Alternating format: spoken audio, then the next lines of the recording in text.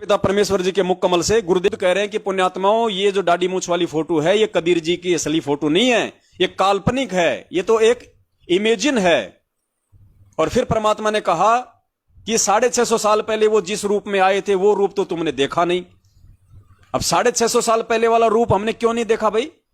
जब गुरु जी हमें फोटो दिखा रहे हैं, नाम दीक्षा के समय हमें फोटो भी देते हैं जिसमें दाढ़ी मूछ वाली फोटो है, तो फिर वो किसकी फोटो है?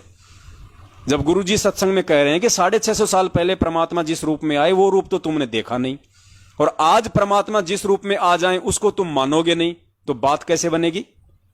कहना यह चाहते हैं भगवान कि भाई 650 साल पहले वाला तो तुमने देखा नहीं, लेकिन आज मैं स्वयं आ चुका हूं, वो 650 साल पहले वाला। आज मुझे भगवान मानो, और मानोगे तभी तुम्हारा बेड़ा पार होगा, अन्यथा नहीं होगा। आज भी यदि तुम 650 साल पहले वाली फोटो के ऊपर ही आश्रित रहोगे, उसी को अपना भगवान मान के पूजते रहोगे, तो तुम्हारे घट में काल समा जाएगा। काल तुम्हें त्रिकुटी पे वही रूप बना के तुम्हारे को भ्रमित कर देगा, और यहां भी तुम्हारे को उसी रूप में आके दर्शन दे दे के तुम्हारे को भ्रमित कर देगा, तुम्हारे से मर्यादा तोड़वा देगा। तो सुनिए परमपिता परमेश्वर के मुख कमल से, जिन्होंने अपने मुख कमल से स्वयं ही इस कागज वाली फोटो को, क्योंकि बहुत सारे भगत भाई कहते थे ना कि ये पवनदास इस फोटो के ऊपर ये क्रॉस का चिन्ह क्यों लगाता है? भैया परमात्मा लगा रहे हैं खुद, गुरुजी खुद उस फोटो के ऊपर वो क्रॉस का चिन्ह लगा रहे हैं, ये कह के कि ये तो काल्पनिक है। काल्पनिक मतलब झूठी है, नकली है, असली फोटो नहीं है उस भगवान की। सुनिए, यदि इस दास के स्थान पर आज कबीर परमेश्वर भी आ जाते, क्योंकि जिस समय कबीर परमेश्वर जिस रूप में आए थे वो तो तुमने देखा नहीं, वर्तमान वाला ने, और वो परमात्मा किस रूप में आए थे ये तो जो हमने चित्र बना है तो हमारा एक अपना इमेजन है, अपना सपोजिशन है, अपना माना हुआ बनाया है। लेकिन वो परमात्मा अब आ जाए तो जिस रूप में वो पहले आया था वो तो तुमने देखा नहीं, और ईब जिसमें आया उसने तो मानो को नहीं। तो स्पष्ट कर दिया गुरुजी ने सत्संग में कि जो फोटो तुम देखते हो दाढ़ी मूछ वाली, वो तो अपना एक इमेजिन है, अपना एक सपोजिशन है, वो तो एक माना हुआ है, कल्पना है, एक असली फोटो नहीं है। एक और सत्संग सुन लीजिए परमात्मा का, जिसमें परमात्मा स्पष्ट कह रहे हैं कि प्रभु का ऐसा चित्र नहीं है जो तुम देख रहे हो।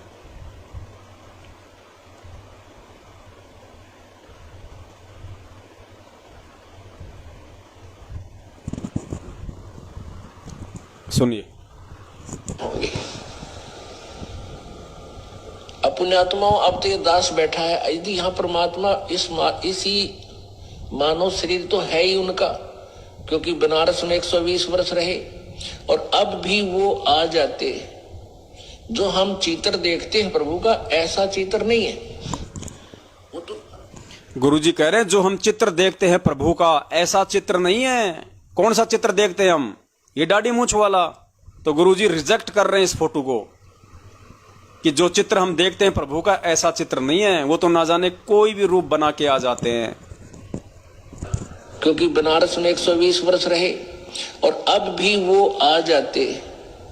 जो हम चित्र देखते हैं प्रभु का ऐसा चित्र नहीं है, वो तो ना जाने कितने स्वरूप है उस मालिक के, वो किसी भी रूप में आकर के अपना ज्ञान बताता है, अपनी प्यारी आत्माओं को अपने चरणों में लगा के भक्ति करवा के सतलोक ले जाता है।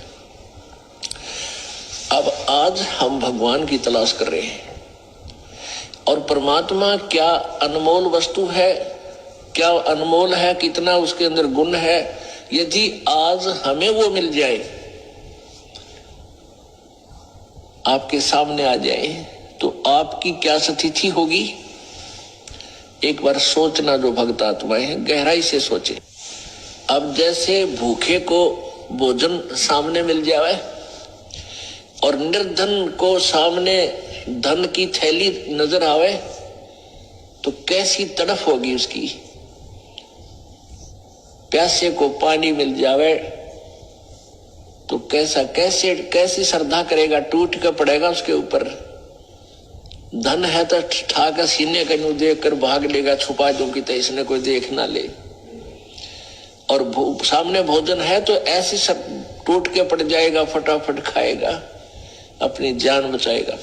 ऐसे ही हमें जब परमात्मा आज मिल जाए, आपके सामने आ जाए, क्योंकि हम उसी की तलाश में तो भटक रहे हैं, तो आपकी कैसी श्रद्धा होगी ये आप अपने अपने स्तर से सोच सकते हैं।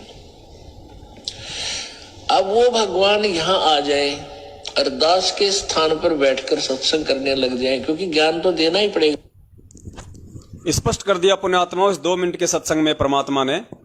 और परमात्मा इस सत्संग के माध्यम से निष्कर्ष निकालते हुए ये कहना चाह रहे हैं कि पुण्यात्माओं, अब तुम ज्ञान आधार से तुम बड़े हो चुके हो, 2-4 साल के तुम बच्चे नहीं हो। अब इस दाढ़ी मूंछ वाली फोटो के चक्कर में ना पड़ो, और जो तुम्हारा भाव, समर्पण और श्रद्धा जो दाढ़ी मूंछ वाली फोटो में है, उसको वहां से हटा के और मुझ रामपाल दास के वास्तविक रूप में लगा दो। मेरे प्यार को बांटो मत, मेरे प्रेम को बांटो मत, आत्मा के 2 पति मत बनाओ। 2 नाव की सवारी करने वाले का अंत में जांग फट जाती है, उसका पैर फटता है। तो परमेश्वर ये कहना चाह रहे हैं कि धरती पे मैं साक्षात तुम्हारे सामने बैठा हूं कि मेरे रूप में यदि आज वो कबीर भगवान आ जाए तो तुम्हारी क्या स्थिति होगी। यानी गुरुदेव कहना चाह रहे हैं कि नालायकों पूरा समर्पण कर दो मेरे रामपाल रूप में, यही मेरा असली रूप है। मैं ही वो कबीर हूं जिसके लिए तुम भटक रहे हो। कहने का मतलब यह है परमात्मा का कि अपने घरों से उस दाढ़ी मूंछ वाली फोटो को अब निकाल दो। उस फोटो का एक भगत के जीवन में कोई महत्व नहीं है, कोई औचित्य नहीं है।